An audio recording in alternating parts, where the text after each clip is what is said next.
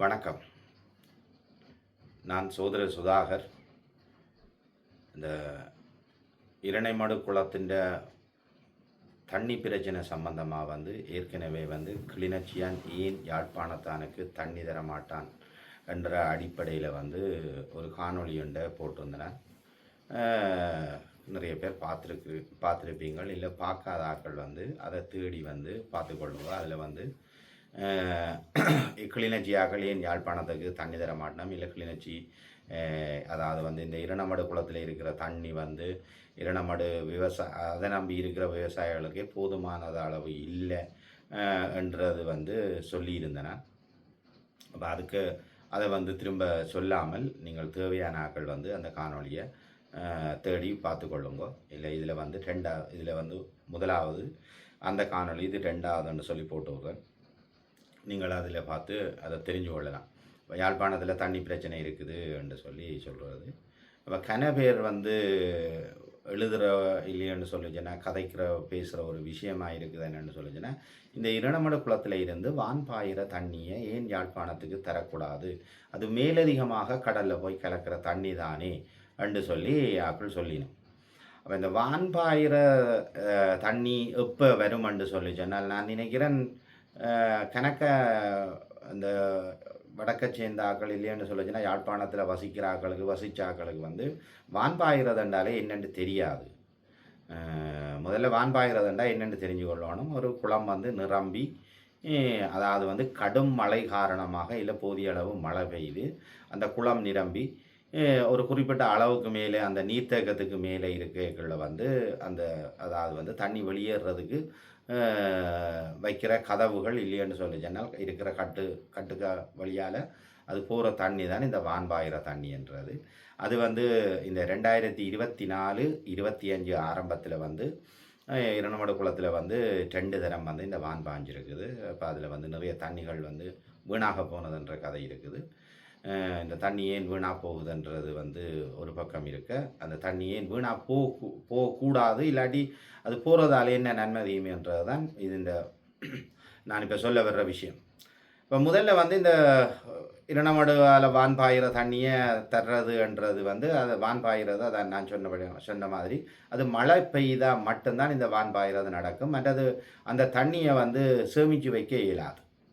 சேமித்து வைக்க இயலாதுன்றா அதை குளத்துக்குள்ளே சேமிக்கிறதுன்றது சாத்தியமில்லை. குளத்தின் அளவு கணக்கு, அதுக்குள்ள எவ்வளவு தேக்கலாம் என்ற எல்லாத்தையும் தாண்டி தான் அதுக்கு மேலே வர்றது தான் அதை வெளியால் விடுறது, அதாவது வான்பாய விடுறது.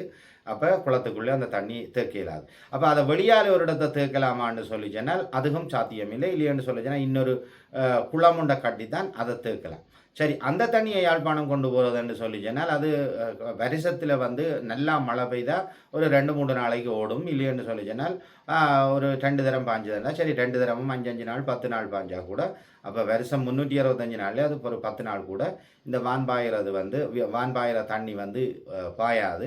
அப்போ அதை கொண்டு போய் யாழ்ப்பாணத்தில் உள்ள குடிநீரை தீர்க்கலாம்னு சொல்லி ஒரு தடவை எழுதினம் இல்லை சொல்லினம்னு சொல்லி சொன்னால், அதை வேண்ட முட்டாள்தனம் உலகத்தில் இருக்காதுன்னு தான் நான் நினைக்கிறேன். ஏனெண்டா அந்த தண்ணியை கொண்டு போய் பிரயோசனம் இல்லை. ஏனெண்டா 10 நாள் தண்ணியை நீங்கள் எங்கே கொண்டு போக போகிறீங்க? அப்போ அதை விட அது என்ன பொதில் பிடிச்சி வைக்கிறதா, இல்லாட்டி வேறு ஏதாவது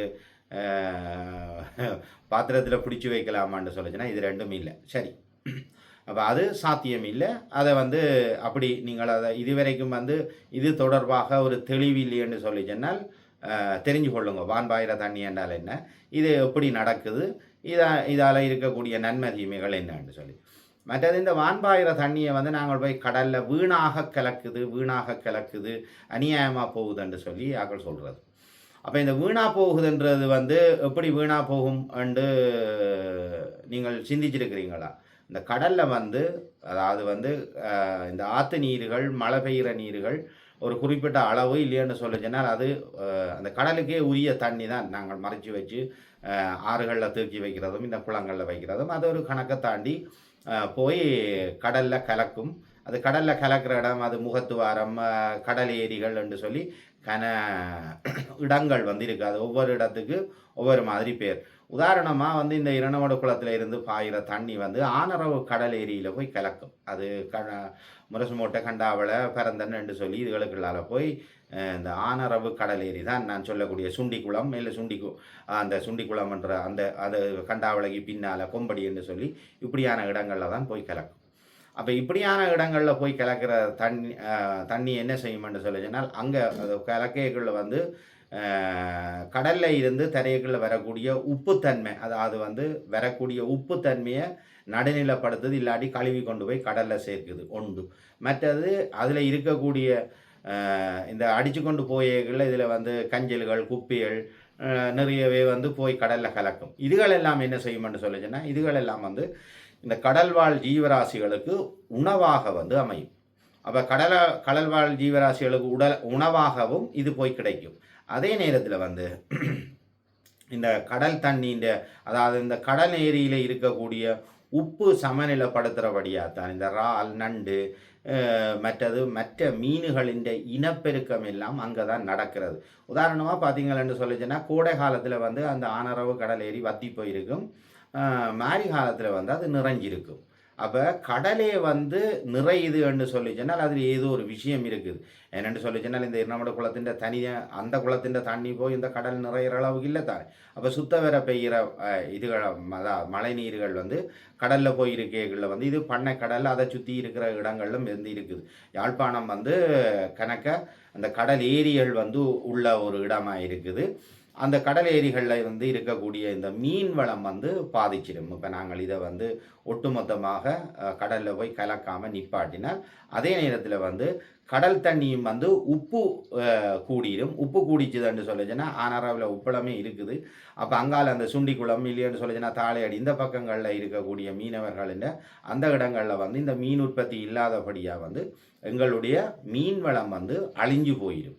இந்த ஆற்று தண்ணி போய் கடலில் கலக்கிறத வந்து வான்பாயிர தண்ணிகள் எல்லாத்தையும் நாங்கள் ஒட்டுமொத்தமாக நிப்பாட்டினோம்னு சொல்லிச்சுன்னா இந்த கடலேரிகளில். அப்போ அதே நேரத்தில் வந்து இந்த கடலேரிகளில் வந்து அந்த கரையோட வந்து சதுப்பு நில தாவரங்கள் இருக்குது.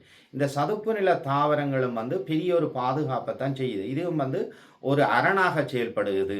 என்னதுக்கு, எங்களுடைய தரையையும் இந்த கடலையும் இடையில் இருக்கக்கூடிய இந்த சதுப்பு நில தாவரங்கள் நான் முதல்ல சொன்ன மாதிரி வந்து கடல்வாழ் உயிரினங்கள் என்ற இனப்பெருக்கத்துக்கு ஆதரவாக இருக்குது. அதே நேரத்தில் வந்து கடலில் இருந்து வரக்கூடிய உப்பு காற்று தரைக்குள்ளே வந்து கலக்காமல், இல்லாட்டி அதால் ஒரு பாதிப்பு வராமலும் இது நிறைய ஒரு பங்களிப்பை வந்து வருகுது. இந்த சதுப்பு நில காடுகள் வந்து அழிக்கப்பட்டதுன்னு சொல்லி சொன்னால், இல்லை அதுகள் இல்லாமல் போச்சுன்னு சொல்லி சொன்னால் பெரிய ஆபத்துக்களை வந்து நாங்கள் சந்திக்க நேரிடும். இதுக்கு உதாரணமாக வந்து ரஷ்யாவிலிருந்து ஆஸ்திரேலியா, சீனாவின் மஞ்சள் நதி, இப்படி கணக்க உதாரணங்களை வந்து நாங்கள் பார்க்கலாம்.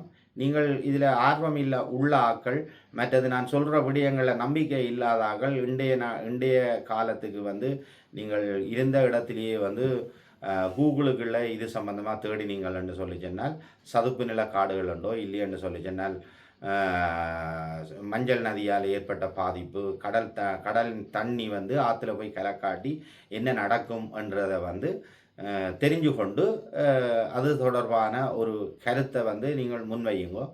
நான் எல்லாரிடம் வேண்டிக் கொள்வது என்னென்று சொல்லி சொன்னால், இந்த இரணமடு குளத்தில் வான்பாயிர தண்ணி வீணாக போகுதுன்ற கருத்தை வந்து தயவு செய்து மாற்றிக்கொள்ளுங்கன்றதுக்காகத்தான் இந்த பதிவை வந்து பதிவிட்டிருக்கிறேன். இனிமேலாவது வந்து சிந்திச்சு நடவுங்கோ. மற்றது எங்களுடைய அந்த கடல் வளத்தை வந்து எப்படி பாதுகாக்கிறதுன்றது வந்து வடிவாக யோசிங்க. இந்த கடல் ஏரிகள் வந்து யாராவது காணி பிடிச்சாலோ இல்லை அதுகளுக்குள்ள கொண்டே ஒவ்வொரு விஷயங்களை வந்து புதுசாக செய்தாலும் வந்து அது வந்து எங்களுடைய கடல் வளத்தை தான் மொத்தமாக வந்து பாதிக்கும். அது கடல் வளத்தையும் பாதிக்கும், அதே நேரத்தில் தரை வளத்தையும் வந்து பாதிக்கும் என்று கேட்டுக்கொண்டு விட வர்றேன். நன்றி.